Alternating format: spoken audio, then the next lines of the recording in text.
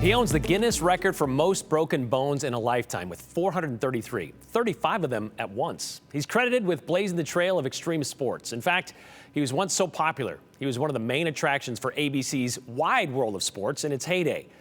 One of those events just crossed into golden status. 50 years ago, yesterday, Robert Craig Knievel, you may know him better as Evel Knievel, he tried to jump the Snake River Canyon in Twin Falls. While strapped into a rocket he dubbed the Sky Cycle X2.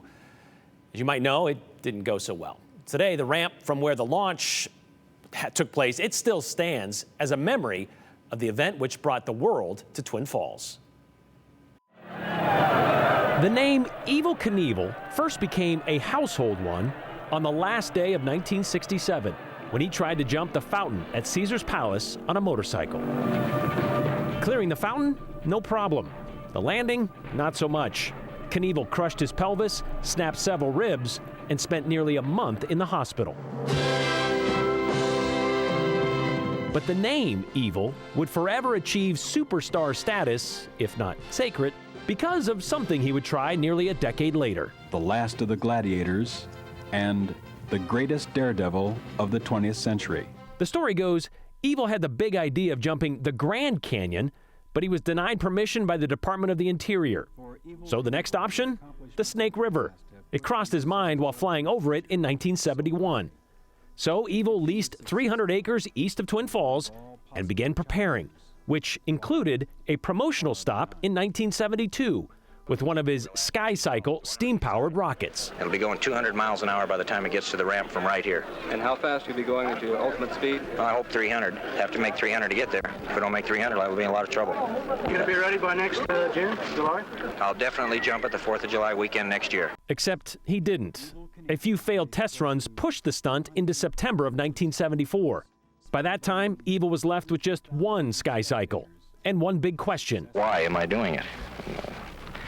That's an impossible question to answer. There are three mysteries to life. That's where we came from, why we do what we do, and where we're going to go. You don't know the answer to any of those three, neither do I. I'm going to jump to get the other side, and I don't want to drive across that damn bridge. Months earlier, Evel was confident in his mode of transport and the rocket scientists who built it. Really, I've got the best people in the world working on the thing for me, and like I stated earlier, if they can get Shepard and Glenn around the world and Armstrong to the moon, they can get me across this little rinky-dinky Snake River Canyon. That's the way I look at it.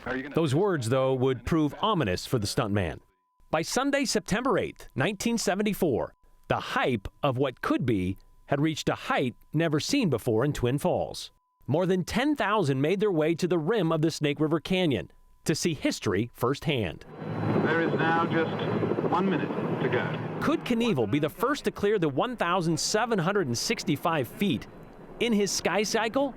To catch it, all angles were covered by ABC's Wide World of Sports. 10. Now start your camera. And simulcast in movie theaters across the country. 4, 3, 2, 1. However, the endeavor was ruined as soon as the rocket left the ramp by a premature parachute. Come on! Okay, Evel, stay with the bird, stay with the bird. It looks like you're going to go into the canyon. The early chute and the strong headwind pushed the X2 back and nose first toward the Snake River. You cannot see it now. Here she goes, beneath the rim of the canyon. The calmness of the cycle's 1,000-foot descent into the canyon was contradicted by the chaos above it. The family, and we're racing around to them now, is hysterical and in shock, crying. They think Evel may be dead or maybe drowning in the river.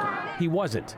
The Sky Cycle landed 10 feet from the water, where crews were able to pull him to safety. Evel Knievel is standing in the boat and waving. He is alive and well. He's okay. 20 minutes later, Evel Knievel returned to the launch site. He's walking on his own.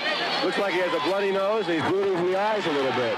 Wondering what went wrong. It went sideways. It turned. Now, I don't know what happened down here, but Ron and Bob both told me if I saw the canyon wall and not the sky, for Christ's sake, to let it go. And the Sky Cycle X2 and Evel's dream jump, that wasn't the only thing left up in the air that Sunday afternoon. Are you going to try it again? Well, I don't know what I'm going to do. I sat in it and gave it my best, and I don't know what to tell you. September 8th, 1974 was also the day President Gerald Ford pardoned former President Richard Nixon for his federal crimes he, quote, committed or may have committed or taken part in while in office. The next day, the first ever pardoning of a resigned president shared front page status in the Twin Falls Times-News and many other papers around the country.